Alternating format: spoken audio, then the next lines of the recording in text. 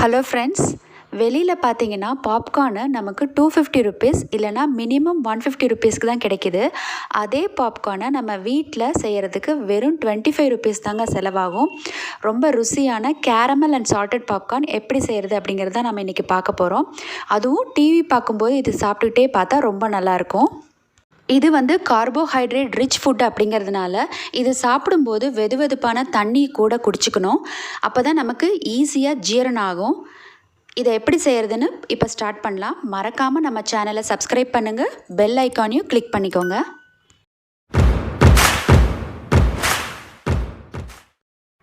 ஒரு கடாயில் 1 table spoon oil எடுத்துக்கோங்க. இந்த மாதிரி கார்ன் வெளியில் கிடைக்கும். கொஞ்சமாக எடுத்துகிட்டு ஆயில் சூடானதும் போட்டுருங்க.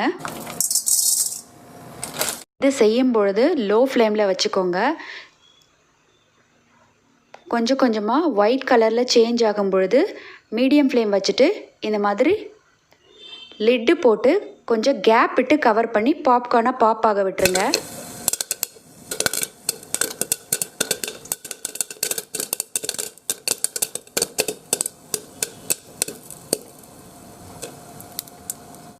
அவ்வளோதான். அந்த பாப்பிங் சவுண்டெல்லாம் நின்ன உடனே நமக்கு பாப்கார்ன் எல்லாம் ரெடி ஆகிடுச்சின்னு அர்த்தம்.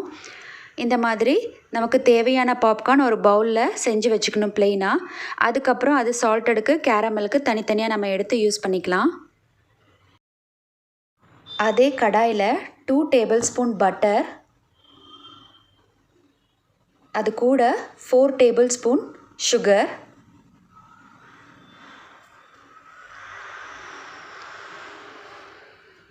இதையும் லோ ஃப்ளேம்லேயே வச்சு செய்யுங்க, இல்லைனா ரொம்ப சீக்கிரமாக அது கருகிரும். உங்களுக்கு பட்டர் கம்மியாக வேணும்னா கம்மியாக ஆட் பண்ணிக்கோங்க.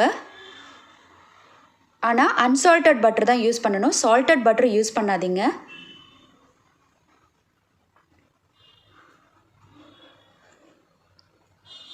இந்த மாதிரி செஞ்சுட்டே வாங்க. இப்போ பார்த்திங்கன்னா கொஞ்சம் நமக்கு நுர மாதிரி இருக்கும். அது கலர் சேஞ்ச் ஆகும்போது அது நமக்கு கொஞ்சம் கம்மியாயிடும்.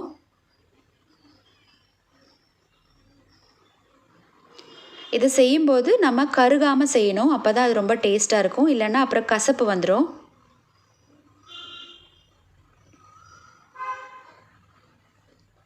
இப்போ பாருங்கள், நுர கம்மியாயிடுச்சு. இதோ இந்த மாதிரி கலர் தேன் கலரில் நமக்கு ஆகணும்.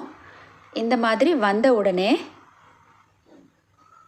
1 ஸ்பூன் கோதுமை மாவு எடுத்துகிட்டு அதில் மிக்ஸ் பண்ணிவிட்டு உடனே கேஸ் ஆஃப் பண்ணிவிடுங்க. அப்போ தான் நமக்கு ஈவனாக பாப்கார்ன் மிக்ஸ் ஆகும். அதுக்காக இதை நம்ம ஆட் பண்ணிக்கிறோம். இப்போ பாப்கார்ன் வேணுன்றதை நம்ம போட்டுடணும். எல்லாத்தையும் நம்ம ஈவனாக மிக்ஸ் பண்ணிக்கலாம். இந்த மாதிரி கரண்டி இல்லைன்னா 2 குட்டி ஸ்பூன் எடுத்துகிட்டு இதில் நம்ம சீக்கிரமாக இது மாதிரி மிக்ஸ் பண்ணிவிடுங்க. இல்லைனா ஒரே இடத்துல அந்த ஸ்வீட் எல்லாம் அப்படியே நின்றும். இப்போ ஃபுல்லாக மிக்ஸ் ஆகிடுச்சு. நம்ம கேரமல் பாப்கார்ன் ரெடி.